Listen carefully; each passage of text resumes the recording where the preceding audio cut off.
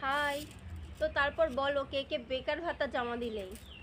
আমি তো দিয়েছি, তোমরাও কি দিয়েছো?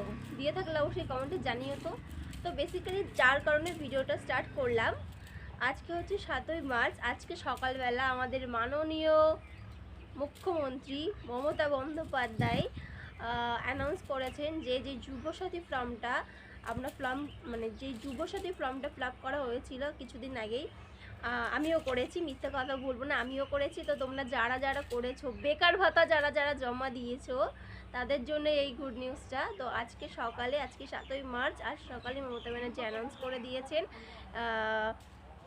যে 1500 টাকা করে যে বেকার ভাতাটা আমাদের দেওয়া হবে, তো সেটাই আজ থেকে চালু হলো। আজ 7ই মার্চ, আজকে থেকেই চালু হলো এই বেকার ভাতাটা।